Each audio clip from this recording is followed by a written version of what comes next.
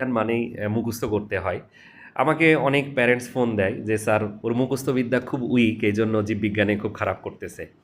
আসলে আমরা দেখি আসলে বিজ্ঞানের এই সাবজেক্টটি অন্যান্য সাবজেক্টের মতো কিনা, আর আসলেই কি এটা মুখস্থ করতে হয়? ফর এক্সাম্পল দেখেন প্রাণীবিদ্যার একটা টপিকস আপনাদের সামনে দেখাচ্ছি।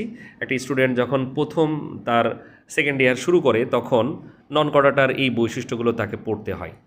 ফিজিক্স, কেমিস্ট্রি এই সাবজেক্টগুলোর মতো এখানে দেখেন অনেকগুলো বায়োলজিক্যাল টার্ম আছে। একটা স্টুডেন্ট হ্যাঁ, নটোকর্ডটা যদি কী জিনিস সেটা যদি না বোঝে তাহলে এই ওয়ার্ডটা তার জন্য মুখস্থ করাটা টাফ। ফিজিক্সে যেমন একটা স্টুডেন্ট, কেমিস্ট্রির একটা স্টুডেন্ট যেমন ফর এক্সাম্পল বেনজিন, বেনজিন নামটা সে মুখস্থ করবে কিন্তু বেনজিন আসলে জিনিসটা কি সেটা কিন্তু তাকে আসলেই বুঝতে হবে। এখানে দেখেন আরও কয়েকটা শব্দ আছে যেমন পৃষ্ঠদেশ বলতে কি বোঝানো হচ্ছে, রক্ত সংবহন তন্ত্র বলতে কি বোঝানো হচ্ছে। নিচে দেখেন একটা শব্দ আছে হিমোগ্লোবিন, তাহলে হিম এবং গ্লোবিন দিয়ে তৈরি লোহিত রক্তকণিকা এটা থাকে।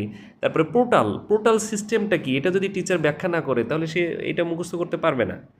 পোর্টাল সিস্টেম দুই রকম হয়, রেনাল, হেপাটিক। তাহলে এখানে হেপাটিক কেন বলা হচ্ছে, হেপাটিক মানে যে যকৃৎ। তাহলে এই যে শব্দগুলো সে যদি ব্যাখ্যা বোঝে তখন কিন্তু তার জন্য যেগুলো টার্ম, যে শব্দগুলো এগুলো কিন্তু তাকে মুখস্থ করা লাগবে।